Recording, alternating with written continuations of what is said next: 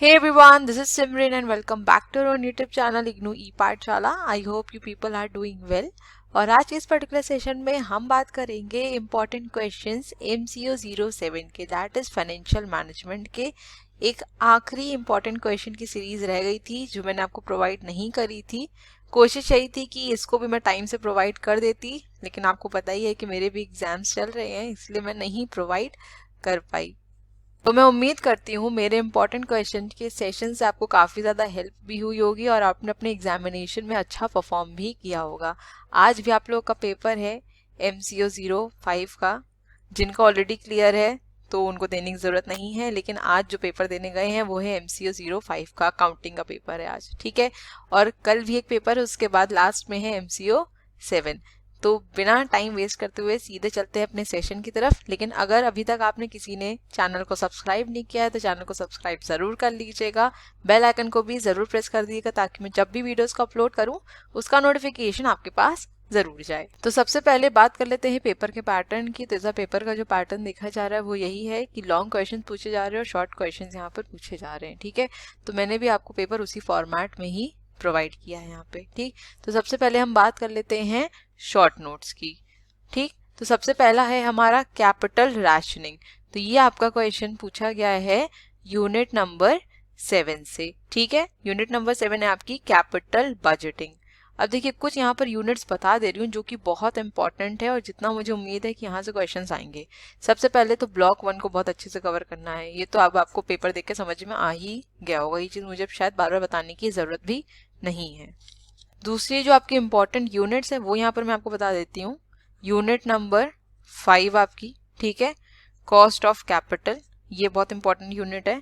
Unit number 6 and 7 capital budgeting, ये unit भी important है आपकी, ठीक। यहाँ से क्वेश्चंस आपको देखने को मिलेंगे ही मिलेंगे और जितनी उम्मीद है लॉन्ग में चांसेस ज़्यादा रहेंगे, ठीक है।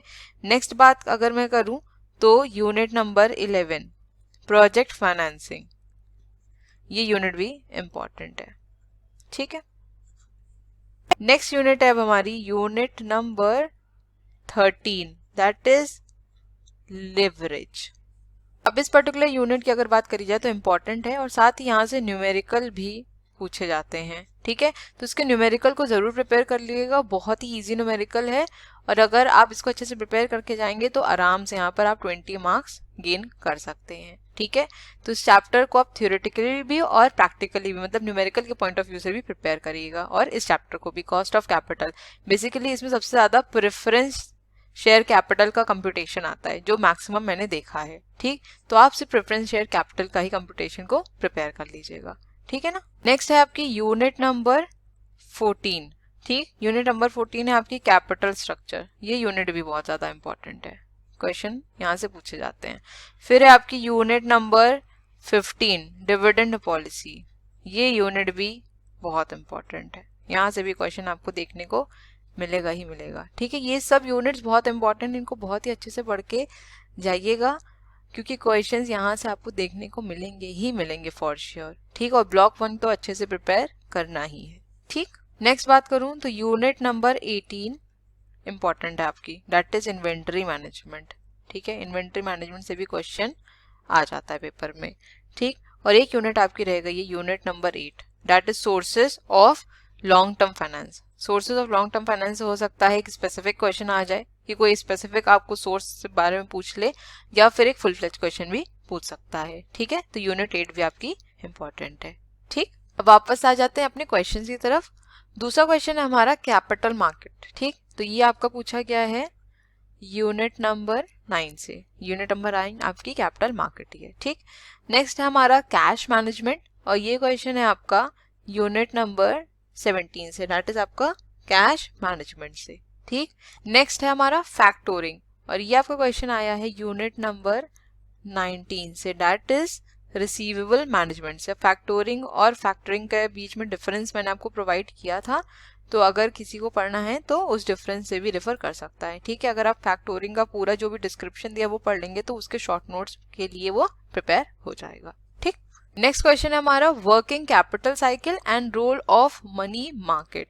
तो ये आपका क्वेश्चन दोनों पूछा गया है यूनिट नंबर 16 से। ठीक है, यूनिट नंबर 16 है आपकी वर्किंग कैपिटल। ठीक, नेक्स्ट है हमारा inventory control technique and inventory management technique.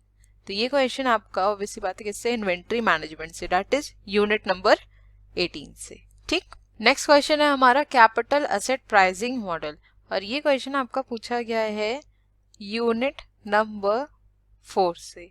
ठीक है, अब CAPM मैंने अभी हाल ही में डिस्कस किया, रिसेंटली मैंने इस पे एक वीडियो आपको प्रोवाइड किया था, एक्चुअली IBO 6 के लिए मैंने प्रोवाइड किया था फर्स्ट ईयर के स्टूडेंट्स के लिए, तो आप वहाँ से इसको पढ़ सकते हैं, क्योंकि CAPM का जो मॉडल है, जो CAPM है वो ऑब्वियसली बात है सेम रहेगा, चाहे आप फर्स्ट ईयर में पढ़े चाहे आप सेकेंड ईयर में पढ़ें। ठीक है, तो आप वहाँ से इसको रिफर कर सकते हैं, क्योंकि इस बार अगर मैं बताऊं तो IBO 6 के पेपर में भी CAPM पूछा गया था और आपके पेपर के लिए भी इंपॉर्टेंट है, तो हो सकता है आपके पेपर में भी शॉर्ट नोट्स में पूछा जाए। ठीक, तो आप उस वीडियो को जरूर देख लीजिएगा, उसका लिंक मैं यहाँ पर आपको आई बटन में शेयर कर दूंगी। ठीक है, नेक्स्ट क्वेश्चन है हमारा benefits and cost of lease financing, और ये क्वेश्चन आपका पूछा गया है यूनिट नंबर 10 से। ठीक है, दैट इज आपका लीज फाइनेंसिंग। अब लीज फाइनेंसिंग में दोनों फाइनेंसिंग के बीच में आपको डिफरेंस पता होना चाहिए। ठीक है, क्योंकि कई बार हो सकता है कि डिफरेंस पूछ ले, या फिर शॉर्ट नोट्स में भी पूछा जा सकता है, या फिर लॉन्ग में।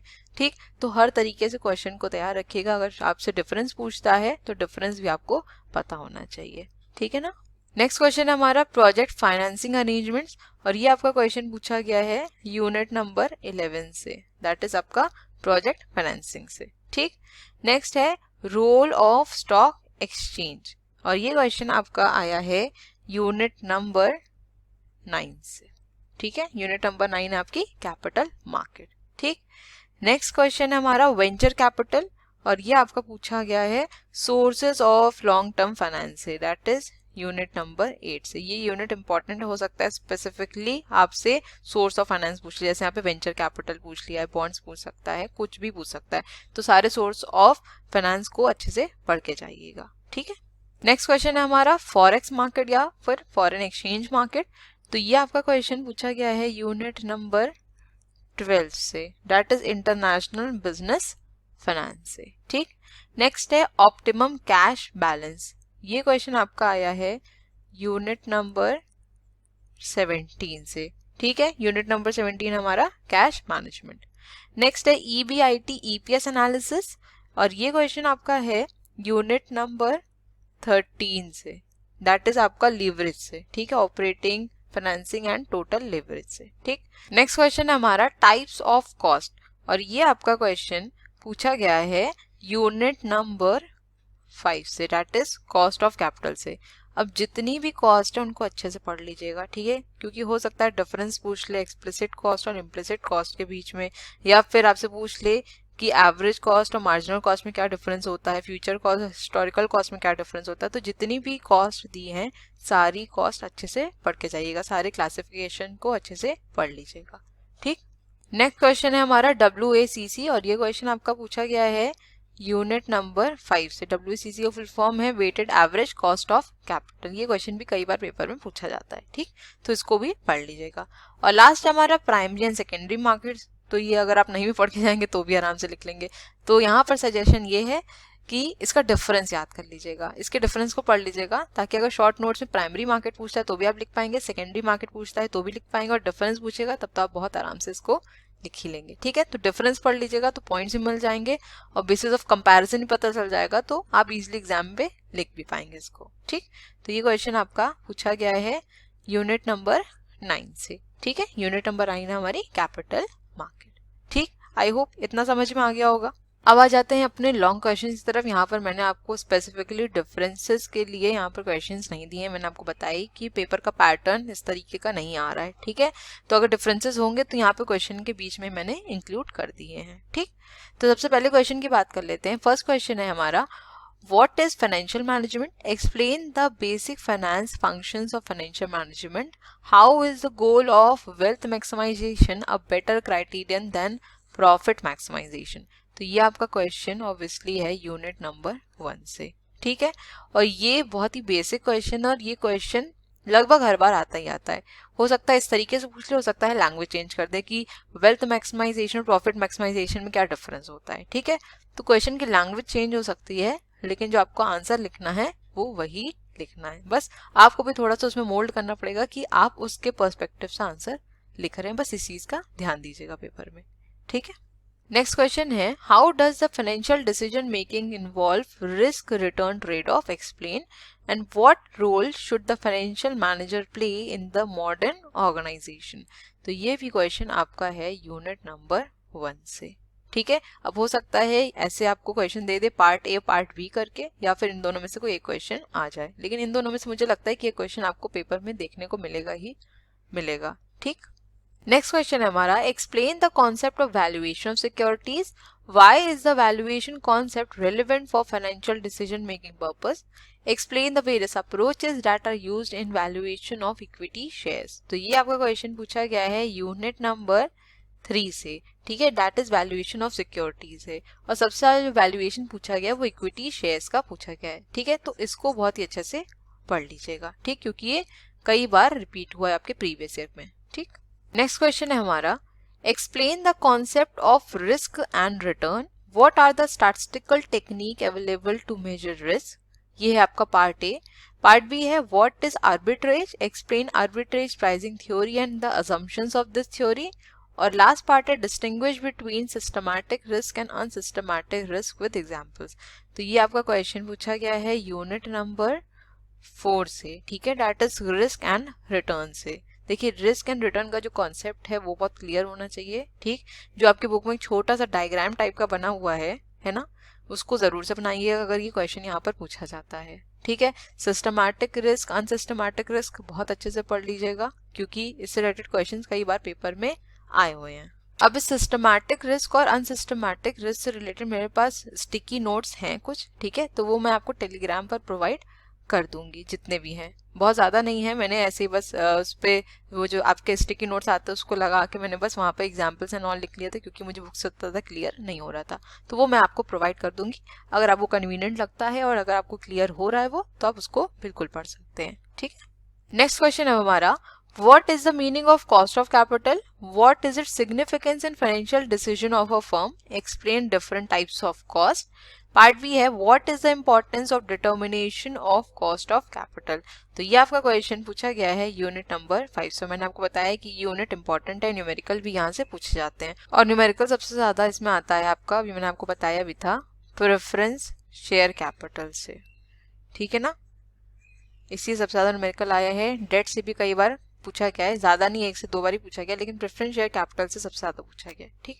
दूसरी इंपॉर्टेंट चीज ये कि अगर आपका यहाँ पर न्यूमेरिकल नहीं पूछा जाता है, सिर्फ थ्योरी पोर्शन ही पूछ लिया जाता है इस पर्टिकुलर क्वेश्चन के लिए, जैसे यहाँ पर मैंने आपको प्रोवाइड किया है determination of cost of capital, ठीक। अगर यही क्वेश्चन आपका आ जाता है तो इसका मतलब है आपको सब कुछ डिफाइन करना पड़ेगा, cost of long term debts या मतलब debentures, cost of preference share capital, equity share and retained earnings. तो जितने भी फॉर्मुलेज हैं उनको जरूर से याद कर लीजिएगा। अब इन फॉर्मुलेज को याद करने का तरीका सिर्फ ये है कि आप इनको 3 से 4 बार लिखिए और आपको तभी याद होगा। अगर आप सिर्फ ऐसे ही याद करेंगे तो सब मिक्सअप हो जाएगा, किसी और का फॉर्मूला किसी और में लिख जाएंगे, ठीक है। तो इसके फॉर्मूले उसको जरूर से याद कर लीजिएगा, क्योंकि अगर यहाँ पर आपको नंबर ज्यादा चाहिए, अच्छा स्कोर करना है, तो थोड़ा सा आपका जो आंसर है वो प्रेजेंटेबल होना चाहिए, ठीक है। नेक्स्ट क्वेश्चन है हमारा, what is capital budgeting, briefly explain the steps involved in capital budgeting process. Part B है, what do you understand by DCF techniques of capital budgeting, explain with suitable examples. And part C है, while computing cash flow of a project how do we treat the following items. और क्या ये items हैं, interest on debt, salvage value and taxes. तो ये पूरा जो question है ये आपका क्वेश्चन है यूनिट नंबर 6 से, that is capital budgeting part 1 से, ठीक। अब यहाँ पर अगर मैं DCF and non DCF techniques की बात करूँ तो इससे रिलेटेड वीडियो मैंने भी रिसेंटली प्रोवाइड किया है, ठीक है। तो अगर आप में से किसी ने नहीं देखा है तो उसको देख लीजिएगा, उसका लिंक मैं आपको ऊपर आई बटन में यहाँ पर शेयर कर दूंगी, लेकिन उसको देख जरूर लीजिएगा ताकि आपको ये पता चल जाए कि कौन सी डिस्काउंटेड कैश फ्लो टेक्निक्स है और कौन सी non discounted cash flow techniques है, ठीक है, क्योंकि आधे स्टूडेंट्स को कन्फ्यूजन इसी में हो जाता है। अगर इस पर्टिकुलर चैप्टर की बात करूं जो आपका यूनिट नंबर 6 है, तो इसमें आपका जो डिस्काउंटेड पेबैक है, इसमें सिर्फ यही आपकी डिस्काउंटेड कैश फ्लो टेक्निक है, बाकी पेबैक पीरियड और ARR ये आपकी non discounted cash flow technique कहलाती है, ठीक है। तो इसको एक बार वीडियो में जरूर से देख लीजिएगा, ठीक। नेक्स्ट क्वेश्चन है हमारा, what is NPV method, that is net present value method. How does you assess the desirability of any project based on this method? What is accounting rate of return and how is it calculated? Part B है distinguish between NPV and profitability index. Which of these you consider better and why? तो ये आपका question पूछा गया है unit number 7 से, that is capital budgeting part 2 से. ठीक है, अब देखिए अभी मैंने आपको बताया था DCF and non DCF techniques के बारे में, है ना. इस बारे में अभी हमने डिस्कस किया था, तो इससे रिलेटेड मैंने आपको वीडियो ऑलरेडी प्रोवाइड किया हुआ है, तो उसको जरूर देख लीजिएगा. दूसरी इंपॉर्टेंट चीज ये कि प्रोजेक्ट की डिजायरेबिलिटी के बारे में भी मैंने वीडियो में प्रोवाइड किया है कि कौन सा प्रोजेक्ट कब डिजायरेबल होगा, किस मेथड के अंदर कौन सा प्रोजेक्ट डिजायरेबल होगा. ठीक. दूसरी चीज ये कि कौन सा पर्टिकुलर मेथड बेटर है या फिर अच्छा है और क्यों है, इससे रिलेटेड भी मैंने आपको कंटेंट अपनी वीडियो में प्रोवाइड किया है. ठीक है, तो अगर आप उस वीडियो को देख लेंगे तो ये पूरा आपका जो चैप्टर है प्रिपेयर हो जाएगा. ठीक. रही बात PDF की, तो PDF आपको टेलीग्राम चैनल पर ही मिलेगी. ठीक है, तो इसको जरूर से ज्वाइन कर लीजिएगा जिन्होंने अभी तक ज्वाइन नहीं किया है. और प्लीज कोई मुझसे ये नहीं कहेगा कि मैम हमको यहाँ पर आप PDF भेज दीजिए, ना ही मेल पर ना ही मैसेज में. ठीक है, क्योंकि मैं ये चीज नहीं कर सकती. अगर मैं सबको इंडिविजुअली भेजने लग गई तब तो फिर हो भी चुका. तो मैंने टेलीग्राम चैनल किस लिए बनाया है, मैंने इसलिए बनाया ना ताकि सब लोग एक जगह आ जाएं और वहां पर जिसको जो PDF चाहिए, जो कंटेंट चाहिए, सबको एक ही जगह पर मिल जाए. ठीक है, तो प्लीज आप लोग इंस्टॉल कर लीजिएगा टेलीग्राम. कोई बहुत ज्यादा आपके फोन का स्पेस ऑक्यूपाई नहीं करेगा. ठीक है. नेक्स्ट क्वेश्चन है हमारा, what are the different sources of long term finance and state which one you consider best and why. Next question है, what are bonds, explain the different types of bonds and their advantages. तो ये आपका question पूछा गया है unit number 8 से, that is sources of long term finance से. ठीक है, मैंने आपको बताया है कि यूनिट आपकी इंपॉर्टेंट है. स्पेसिफिकली आपसे कोई भी लॉन्ग टर्म फाइनेंस पूछ सकता है. यहाँ पर बॉन्ड्स के लिए स्पेशली मैंने इसलिए दिया क्योंकि पेपर में बॉन्ड से रिलेटेड अलग से क्वेश्चन पूछा गया है. ठीक है, तो जितने भी आपके टाइप्स ऑफ बॉन्ड्स हैं उनको जरूर से पढ़ लीजिएगा. ओके. नेक्स्ट क्वेश्चन हमारा, what are the factors that go into making a company eligible for being listed on a stock exchange. ये क्वेश्चन आपका पूछा गया है यूनिट नंबर 9 से, दैट इज कैपिटल मार्केट से. और अभी मैंने आपको बताया कैपिटल मार्केट में प्राइमरी मार्केट सेकेंडरी मार्केट के बीच में डिफरेंस जरूर से पढ़ लीजिएगा, क्योंकि हो सकता है डिफरेंस पूछ ले या फिर हो सकता है शॉर्ट नोट्स में कैपिटल मार्केट या फिर आपका प्राइमरी मार्केट या सेकेंडरी मार्केट के बारे में क्वेश्चन आ जाए. ठीक है. नेक्स्ट क्वेश्चन है हमारा, what is lease, how is it different from hire purchase, what are its advantages and their limitations, explain its different forms.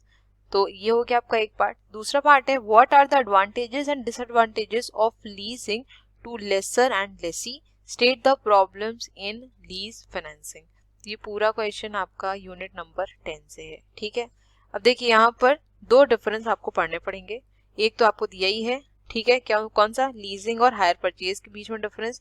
दूसरा जो आपकी लीजिंग के फॉर्म्स हैं, ऑपरेटिंग लीज एंड आपका फाइनेंशियल लीज, इसके बीच में भी डिफरेंस अच्छे से पढ़ लीजिएगा. और जो लीजिंग के अदर फॉर्म्स बुक में दिए हुए हैं उसको भी अच्छे से पढ़ लीजिएगा, क्योंकि अगर different forms of lease financing पूछता है तो आपको सारे डिस्क्राइब करने पड़ेंगे, सिर्फ ऑपरेटिंग और फाइनेंशियल नहीं. उसके बाद भी जो आपके अदर फॉर्म्स दिए हुए हैं उन्हें भी आपको डिस्क्राइब करना पड़ेगा, तो पूरा पढ़िएगा. ठीक है. अब इस पर्टिकुलर क्वेश्चन की अगर सेकंड पार्ट की बात करूं, advantages and disadvantages of leasing to lessor and lessee, ये मैं आपको प्रोवाइड कर दूंगी. मेरे पास अपने हैंडमेड नोट्स हैं. नोट्स क्या है वो मैंने बुक में ही अपने आप लिखे हैं, पॉइंट्स हैं वो. ठीक है, उन पॉइंट्स को आप खुद से एलाबोरेट कर लीजिएगा, क्योंकि ये मेरी शुरू की आदत है. मैं कभी भी कहानी नहीं याद रखती, ना ही मेरा उसमें विश्वास है. ठीक है, क्योंकि कहानी याद रखेंगे तो पक्का भूल जाएंगे. पॉइंट्स याद रखेंगे तो आपको पता रहेगा कि आपको किस तरीके से उसको टॉपिक से लिंक करना है, फिर आप वहां पे वो लिख भी लेंगे. जो आपका कंटेंट रहता है ना उसको बस 2 से 3 बार पढ़ लिया करिए, तब आपको ये याद रहेगा कि आपको पर्टिकुलर टॉपिक में पर्टिकुलर पॉइंट में क्या लिखना है. उसको पूरा याद मत करा करिए कभी भी. ठीक है, बहुत से लोग हो सकता है ये चीज करते हो कि पूरा याद करने की कोशिश करते हैं, तो अगर आप याद करने की कोशिश करेंगे तो वो लिटरली आपको कभी भी नहीं याद होगा. ठीक है, तो याद मत करिए, उसको समझिए, उसके कॉन्सेप्ट को समझ लीजिए, पॉइंट क्या कह रहा है, किस तरीके से आपको टॉपिक से रिलेट करना है इसको समझ लीजिए, बस इतना ही काफी होता है. ठीक है, तो वो मैं आपको प्रोवाइड कर दूंगी टेलीग्राम चैनल पर, तो आप लोग वहां देख लीजिएगा. ठीक है. नेक्स्ट क्वेश्चन है हमारा, give an overview of project finance and distinguish it from corporate finance. Second part है what is project finance, discuss any two types of project financing arrangement, and part C है discuss the process of risk identification, assessment and mitigation while structuring the project finance deal.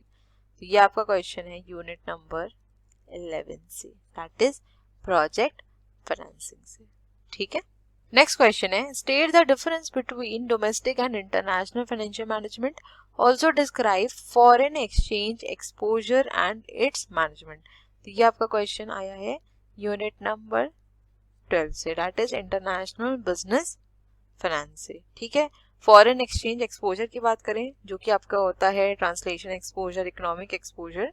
ठीक है, तो ये मैंने already आपको provide किया है अभी recently video types of exposure, उसमें आप देख लीजिएगा तो वहां पर आपको इसका कंटेंट मिल जाएगा। ठीक है, नेक्स्ट क्वेश्चन है हमारा what is leverage, discuss the concept of financial leverage, operating leverage and combined leverage, how are they calculated, explain their significance in the planning of a firm. तो ये क्वेश्चन आपका पूछा गया है यूनिट नंबर 13 से, that is leverage से। अभी मैंने आपको बताया था कि इंपॉर्टेंट यूनिट है और सबसे इंपॉर्टेंट चीज ये है कि यहाँ से न्यूमेरिकल आता ही आता है। इसके न्यूमेरिकल को जरूर से प्रिपेयर करके जाइएगा, मैं बार बार कह रही हूँ। ठीक है, क्योंकि कई बार क्या होता है क्वेश्चन इस तरीके से पूछ ले जाते हैं। मान लेते हैं कि कोई एक क्वेश्चन नंबर 1 है, इसका पार्ट ए है और एक पार्ट बी है। ठीक, पार्ट ए में आपसे हो सकता है पूछ लिया कि लिवरेज क्या होता है, फाइनेंशियल लिवरेज क्या है, ऑपरेटिंग लिवरेज क्या है, कंबाइंड लिवरेज क्या है, तो आप पढ़ के गए, आपने यहाँ लिख दिया। ठीक, कोई बात नहीं। सेकेंड पार्ट में इन्होंने क्या कर दिया, न्यूमेरिकल लगा दिया। अब आपको अगर न्यूमेरिकल नहीं आता है तो फर्स्ट पार्ट अगर आपको आता है तब भी आप वो अटेम्प्ट नहीं कर पाएंगे। ठीक है, तो इसीलिए मैं कह रही हूँ कि न्यूमेरिकल को जरूर प्रिपेयर करके जाइएगा, क्योंकि अगर आता है तो ताकि आप दोनों ही पोर्शन को इजीली अटेम्प्ट कर पाए। ऐसा ना हो कि दूसरा पोर्शन आपको आता नहीं, इस चक्कर में आपको पहला पोर्शन छोड़ना पड़ जाए जो आपको बहुत अच्छे से आता है पेपर में। ठीक, तो इसका न्यूमेरिकल अच्छे से लगा लीजिएगा। ओके, नेक्स्ट क्वेश्चन है हमारा what are the important factors to be considered in planning a capital structure of a firm. Second part है explain the MM approach, part 1 and part 2 on corporate dividend decision, what are its basic assumptions. तो ये आपका question पूछा गया है unit number 14 से, that is capital structure decision से। बहुत ज्यादा इंपॉर्टेंट यूनिट है, चांसेस हैं कि यहाँ से आपको क्वेश्चन देखने को मिलेगा ही मिलेगा। ठीक है, इस पर्टिकुलर यूनिट की अगर मैं बात करूं तो आपकी जो कैपिटल स्ट्रक्चर की थ्योरीज है ना, ये बहुत ज्यादा इंपॉर्टेंट है। ठीक है, थ्योरीज कौन कौन सी, NOI that is net operating income approach, net income approach, traditional approach and MM approach that is Modigliani and Miller approach. अब इनकी यहाँ पर दो अप्रोचेस की बात करी गई है, एक 1 और एक पार्ट 2 है, मतलब प्रपोजिशन 1 प्रपोजिशन 2। प्रपोजिशन 1 वो है जहां पर टैक्सेस की बात नहीं करी गई थी, और एमएम अप्रोच आपकी जो पार्ट 2 है वहां पे कॉर्पोरेट टैक्सेस को जब इंक्लूड किया गया था तो उसके रिगार्डिंग यहाँ पर उसका कॉम्पोजिशन दिया हुआ, उसका प्रपोजिशन दिया हुआ है। ठीक, तो कोई भी थ्योरी को पढ़ना है जब, तो उसके लिए एक चीज याद रखनी है कि हमेशा उसके अजम्पशन को जरूर से पढ़ना है। ठीक, पेपर में चाहे पूछा जाए और चाहे ना पूछा जाए, अगर आप किसी थ्योरी को डिफाइन कर रहे हैं तो आपको अजम्पशन उसकी लिखनी ही लिखनी है। अगर स्पेसिफिकली पूछ लिया है तब तो आपको वहां पर उसको मेंशन करना ही है। ठीक है, नेक्स्ट क्वेश्चन है हमारा critically examine the net income and net operating income approach to capital structure decision, what are its assumption and implications। Second part है हमारा what are the features of an appropriate capital structure, state the concept of optimal capital structure. तो ये question भी आपका unit number 14 से ही पूछा गया। ठीक है, तो इंपॉर्टेंट है बहुत ज्यादा ये यूनिट आपकी, इसको अच्छे से पढ़ लीजिएगा। जितने भी क्वेश्चन यहाँ पे प्रोवाइड कर रही हूँ, अगर आप उन्हीं के बेसिस पर अपने चैप्टर्स को प्रिपेयर करते चलेंगे तो मुझे नहीं लगता कि आपको एग्जाम में कोई दिक्कत होगी। ठीक है ना, नेक्स्ट क्वेश्चन है हमारा what are the main determinants of a dividend pay out, why do firms follow a policy of stable dividend। Second part है what do you mean by share buyback, state its rationale। तो ये आपका question पूछा गया है unit number 15 से। ठीक है, that is dividend policy decision थे, और ये क्वेश्चन पर्टिकुलर यूनिट भी बहुत इंपॉर्टेंट यूनिट है। ठीक, शेयर बायबैक कई बार पेपर में पूछा गया है। ठीक है, इसके रैशनल बारे में, मतलब इसकी क्या नीड है, इसके बारे में क्वेश्चंस कई बार आए, तो हो सकता है आपसे शेयर बायबैक शॉर्ट क्वेश्चन में भी पूछ ले। ठीक है, तो आप लॉन्ग के तरीके से इसको प्रिपेयर कर लीजिएगा ताकि आप शॉर्ट में इजीली इसको अटेम्प्ट कर सकें। ओके, नेक्स्ट क्वेश्चन है हमारा explain the various reasons for payment of dividend by the firm, state relevant and irrelevant theory of dividend decision. तो ये क्वेश्चन आपका पूछा गया है यूनिट नंबर 15 से ही। ठीक है, और ये क्वेश्चन इंपॉर्टेंट भी है। डिविडेंड पॉलिसी डिसीजन, मतलब डिविडेंड पॉलिसी की जो थ्योरीज हैं वो आपको पता होनी चाहिए, कौन सी थ्योरी रेलिवेंट है और कौन सी थ्योरी इररेलेवेंट है, किसमें क्या बात कही गई है। ठीक, तो यहाँ पर मैं बहुत ही शॉर्ट में आपको बता देती हूँ कि किसने बोला है कि जो डिविडेंड पॉलिसी की थ्योरी है वो रेलिवेंट है और किसने बोला है कि इररेलेवेंट है। ठीक है, अगर यहाँ पर रेलिवेंट की बात करूँ मैं, तो इस थ्योरी को रेलिवेंट बोला है वॉल्टर ने, ठीक है, एंड गॉर्डन ने। ठीक, जेम्स वॉल्टर एंड गॉर्डन ने। ठीक, और अगर इररेलेवेंट की बात करी जाए तो यहाँ पर भी MM आ जाते हैं, that is Modigliani Miller approach आ जाती है। ठीक है, कंफ्यूज मत होइएगा, बहुत से लोग इसमें कंफ्यूज हो जाते हैं कैपिटल बजटिंग में और आपका कैपिटल स्ट्रक्चर में, फिर इसके डिविडेंड पॉलिसी डिसीजन में कि दोनों जगह तीनों जगह MM कैसे आ रहे हैं। ठीक है, तो इस चीज को लेके कंफ्यूजन मत रखिएगा, MM अप्रोच इसके अंदर भी आती है। ठीक, नेक्स्ट क्वेश्चन है हमारा, what is cash budget, what is the method of preparing cash budget and what are its advantages. Next part है, explain the different types of marketable securities a firm will choose to invest surplus cash. And last part है, what is cash forecasting and how does it help in improving cash management. तो ये question आपका आया है unit number 17 से, that is cash management से। ठीक है, अब इसमें एक चीज आप जरूर से पढ़ लीजिएगा, वो यहाँ पर मैं मेंशन करना भूल गई हूँ शायद से, मोटिव्स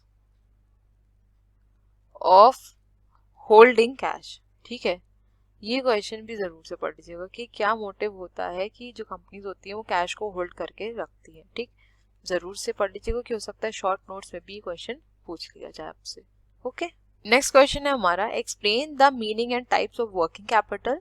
सेकेंड पार्ट है, discuss the different methods of ascertaining working capital requirements. Third part है, explain different formal and informal credit arrangements. तो ये आपका क्वेश्चन है यूनिट नंबर 16 से। ठीक है, दैट इज वर्किंग कैपिटल से। ओके, नेक्स्ट क्वेश्चन है हमारा, what is the purpose of holding the inventories, why is the inventory management important, what are the inventory carrying cost and ordering cost and what are their roles in inventory management. तो ये question आपका पूछा गया है unit number 18 से, that is inventory management. और मैंने आपको बताया है कि ये यूनिट आपकी इंपॉर्टेंट है काफी ज्यादा।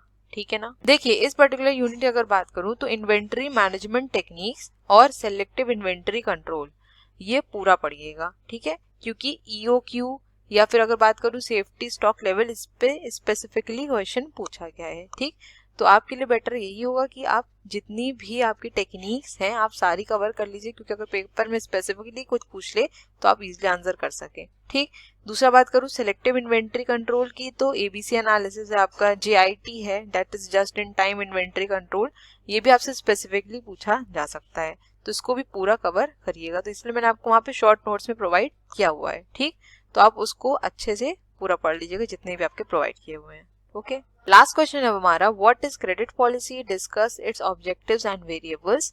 नेक्स्ट क्वेश्चन है इसमें, what is securitisation, what are the function of special purpose vehicle, जिसको हम SPV भी कहते हैं। ठीक, तो ये क्वेश्चन आपका पूछा गया है यूनिट नंबर 19 से, दैट इज रिसीवेबल मैनेजमेंट से। ठीक, तो आज का हमारा सेशन यहीं तक था। उम्मीद करती हूँ इस पर्टिकुलर सेशन से आपकी काफी ज्यादा हेल्प होगी और जो मैंने आपको इम्पोर्टेंट टॉपिक्स बताए हैं उनको जरूर से पढ़ लीजिएगा। ठीक है, उन पे मेजर एम्फेसिस जरूर से रखिएगा। ठीक है, चलिए, thank you so much for watching. Please channel को लाइक शेयर सब्सक्राइब करना मत भूलिएगा, बेल आइकन को भी जरूर प्रेस कर दीजिएगा ताकि जब भी वीडियोस का अपलोड करूं उसका नोटिफिकेशन आपके पास जरूर जाए। अपने फीडबैक्स भी दीजिएगा कि वीडियोस कैसी लग रही हैं और अगर कुछ इम्प्रूवमेंट की जरूरत है तो बिल्कुल बताइएगा। तो मिलेंगे अपने नेक्स्ट वीडियो में। Till then stay safe, stay healthy and all the very best for your coming examination.